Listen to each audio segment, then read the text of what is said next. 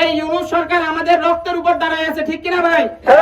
এই সরকারকে আমরাই বৈধতা দিছি, চাইলে এই সরকারকে আমরাই নামাবো। আমরা এই সরকারের কাছে আজকে এখান থেকে দাবি জানাই, অ্যাকসেপ্ট ইসরায়েল শব্দটি আবার পাসপোর্টে পুনরুন্নয়ন করতে হবে।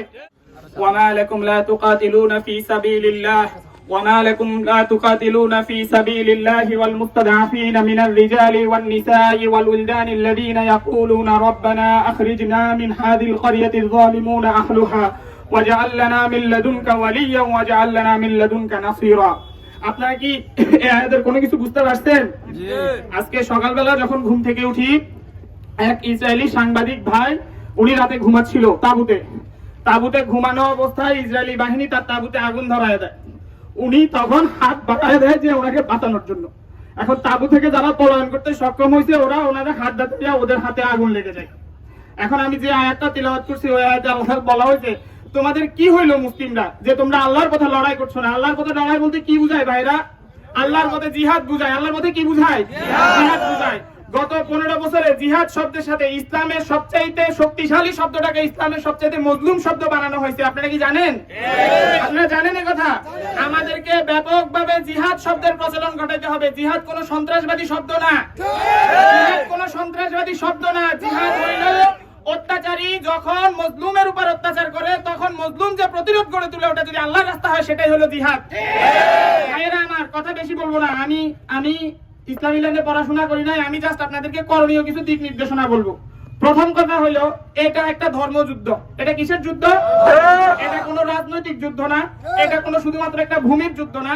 আপনারা যারা জায়নবাদ সম্বন্ধে পড়াশোনা করছেন, আমি আপনাদেরকে বলবো পড়াশোনা করেন। পড়াশোনা ছাড়া এরকম একটা মিছিল করে কোনো কিছুই হবে না।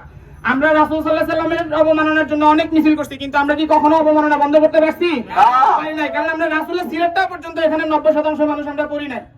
কথা বুঝতে পারছেন ভাই? প্রথম কথা বলি, আমাদের প্রথম করণীয় হলো ফাফিরু ইলাল্লাহ, আল্লাহর দিকে দৌড়াও। কিসের দিকে দৌড়াইতে হবে ভাই? আল্লাহর দিকে দৌড়াইতে হবে। এরপরে বলি ভাই, আমাদের সামাজিক শক্তি অর্জন করতে হবে। কি করতে হবে? আমরা যারা ইসলামকে মনে প্রাণে লালন করি, আমাদেরকে সমাজে প্রতিষ্ঠিত হইতে হবে, সামাজিক শক্তি অর্জন করতে হবে। এই যুদ্ধটা মূলত আমরা যদি বাংলাদেশের এই ইউনূস সরকারকে আমরা বলে দিতে চাই, আমাদের আগের যে পাসপোর্ট ছিল ওই পাসপোর্টে একটা লেখা ছিল, কি বলেন তো? This passport is eligible for every country except Israel. কথা বুঝছেন? আমাদের বিগত ফ্যাসিস্ট যে শাসক উনি কি করছে? অ্যাকসেপ্ট ইসরায়েল শব্দটা বাদ দিয়ে দিছে, উনি উন্মুক্ত করে দিছে। কথা বুঝতে পারছেন? এই ইউনূস সরকার আমাদের রক্তের উপর দাঁড়ায় আছে, ঠিক কিনা ভাই? এই সরকারকে আমরাই বৈধতা দিছি, চাইলে এই সরকারকে আমরাই নামাবো। আমরা এই সরকারের কাছে আজকে এখান থেকে দাবি জানাই, অ্যাকসেপ্ট ইসরায়েল শব্দটি আবার পাসপোর্টে পুনরুন্নয়ন করতে হবে, আবার যুক্ত করতে হবে, ঠিক কিনা ভাই? এরপরে আসেন, একটা চীনের প্রবাদ দিয়ে আমি শেষ করতে চাই। চীনের একটা প্রবাদ আছে, বিখ্যাত একটা প্রবাদে বলা হয়েছিল যে এরকম, অর্থাৎ the peace will not come without war, অর্থাৎ যুদ্ধ ব্যতীত পৃথিবীতে কি আসে না? শান্তি আসে না। আপনি যদি চিন্তা করেন এই যে ইসরায়েলের যুদ্ধ আপনি জাতিসংঘ দিয়ে মোকাবেলা করতে পারবেন, আপনি আমেরিকা দিয়ে মোকাবেলা করতে পারবেন, এটা কখনো হবে না। আমেরিকা বলবে Israel has the right to defend itself, অর্থাৎ ইসরায়েলের তাকে কি করার, অর্থাৎ তাকে বাঁচানোর অধিকার আছে, এটা বলে আপনাকে শেষ করে দিবে। আমেরিকা, জাতিসংঘ, এরা সবগুলো এদের কাছে দাবি জানায় কোনো ভাই লাভ নাই। আপনি কখনো বৈধ পথে এটার সমাধান করতে পারবেন না। এটার জন্য আপনাকে সশস্ত্র হইতে হবে। কি হইতে হবে? সশস্ত্র হইতে হবে। শেষ কথা বলে শেষ করতেছি। সূরা বাকারার 11 নম্বর আয়াতে আল্লাহ তাআলা বলতেছে, তাদেরকে যখন বলা হয় দুনিয়াতে তুমি অস্থিরতা সৃষ্টি করো না, দুনিয়াতে ফাসাদ সৃষ্টি করো না, তখন বলে আমরাই শান্তি স্থাপন করি।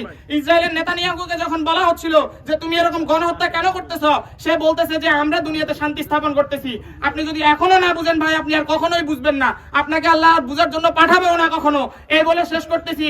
আবারও বলি, আপনি যদি মরতে চান তাহলে আপনি বেঁচে যাবেন, যদি আপনি বাঁচতে চান তবে আপনি মেরে যাবেন। এই বলে শেষ করলাম। আসসালামু আলাইকুম ওয়া রাহমাতুল্লাহ।